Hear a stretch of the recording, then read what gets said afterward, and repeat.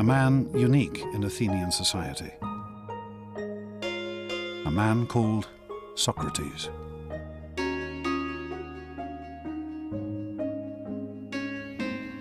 If you were an ancient Athenian citizen, the first thing you'd see is a man who was unbelievably ugly. His head was too big, his eyes were too large, his nose was all the wrong shape. Socrates' appearance breaks every rule of classical Greek aesthetics, of the idea of proportion and measure. Socrates walked the streets of Athens barefoot, clad only in a dirty robe. He cared nothing for appearance or any of the other conventions of his day.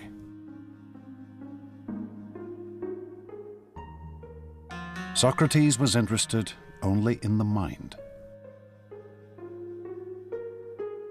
This unlikely figure would become the leader of a revolution. A revolution in thinking that had been gathering strength across the Greek world. Socrates was a critic. He was critical of the thinking and the thought processes of his fellow citizens, and he was critical about the public affairs of Athens. For over 50 years, Socrates had been publicly questioning and attacking the traditions of Athenian life. And around him, he had gathered a group of youthful followers. Surely this must have weakened the city's moral character, undermined her hunger for glory.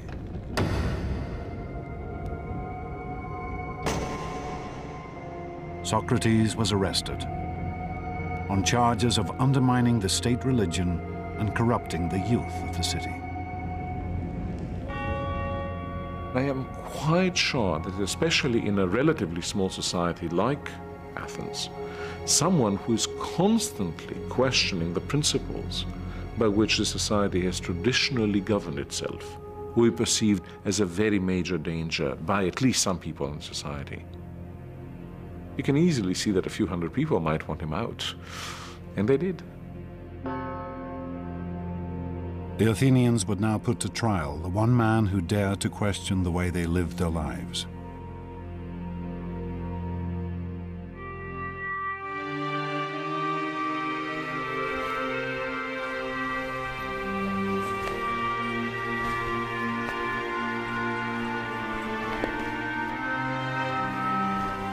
Socrates' trial would be held in Athens' central marketplace, under a canopy to shade the fierce heat of the Greek sun. He would be tried by a jury of his fellow citizens, chosen at random, the same kind of group that had condemned 6 generals to summary execution only 7 years before.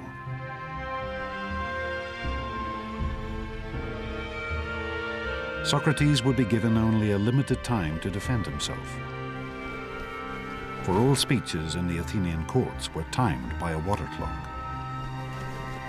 One jar of water steadily running into another.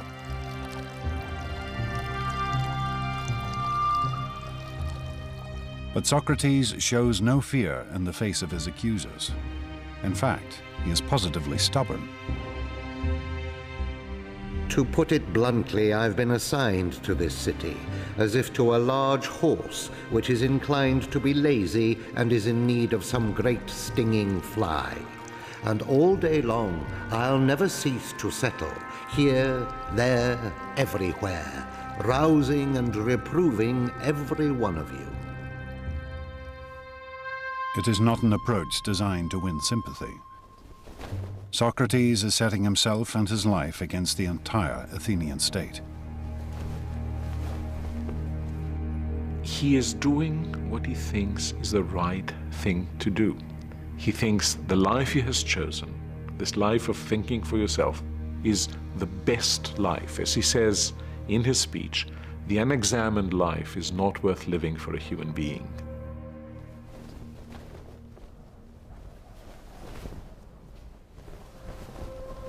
If Socrates had simply apologized to the court, he might well have been acquitted.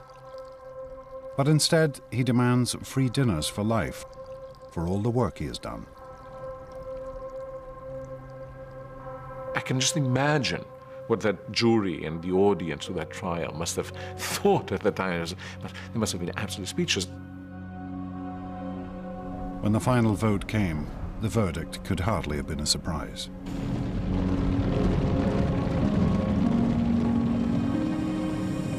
The court found Socrates guilty with the penalty of death.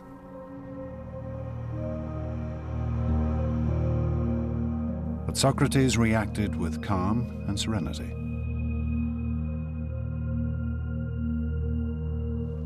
Well now, it is time to be off. I to die and you to live. But which of us has the happier prospect is unknown to anyone but heaven.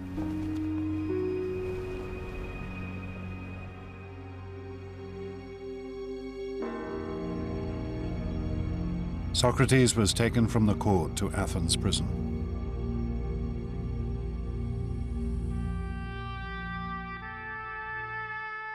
The site of this prison still exists. We can still trace the layout of the cell in which Socrates was probably held.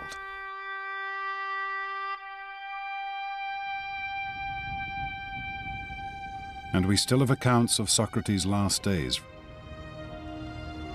from friends who visited him in his cell.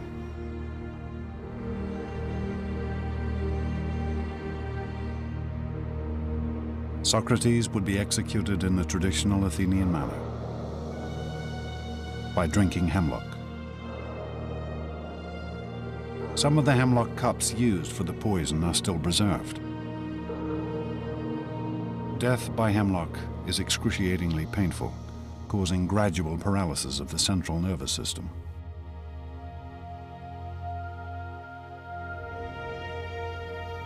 But as the moment of his execution drew near, Socrates turned to his friends, treating the whole affair as if it were nothing at all.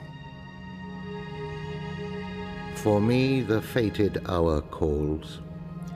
In other words, I think it's about time I took my bath. I prefer to wash before drinking the poison, rather than give the women the bother of washing me when I am dead. But as the hemlock was poured, his friends broke down.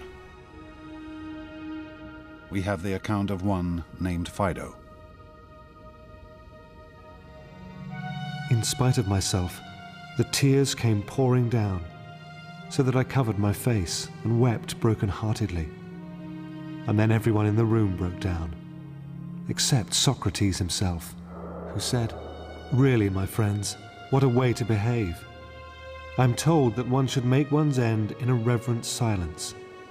Calm yourselves and be brave."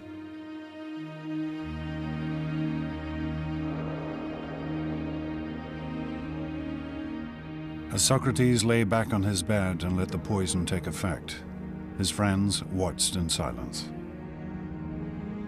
Here was a man who was dying not for glory, not for fame and honor, but for the sake of his principles, because he believed that man should question the world around him. It was a sight they would never forget.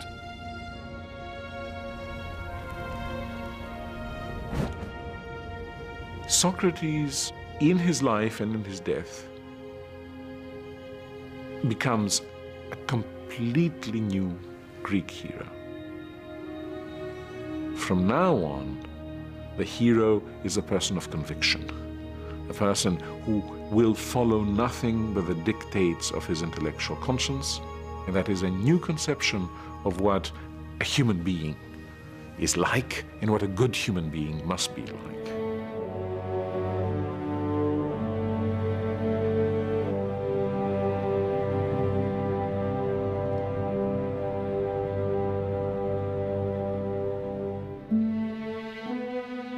For centuries, the Athenians had believed in one ideal: the vision of a martial warrior hero.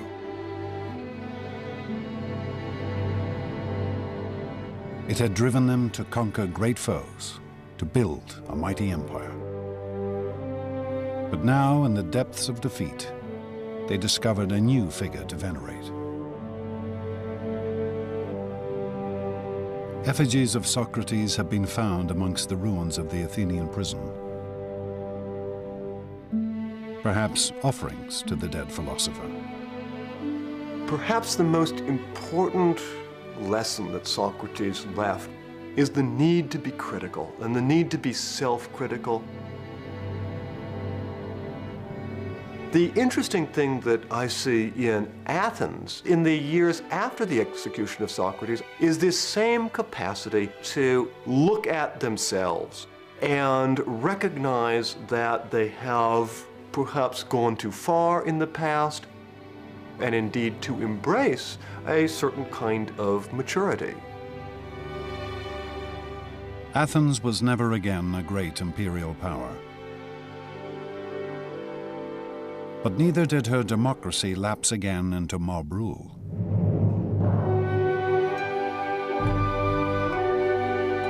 Instead, she became a city of intellectual inquiry.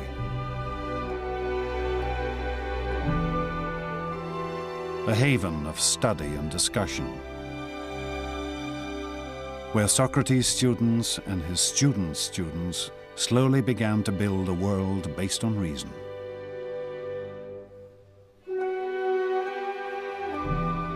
Plato tried to formulate the ideal society. Aristotle studied nature, establishing biology and zoology. And slowly the ideas and work of these Greek thinkers began to spread across the known world.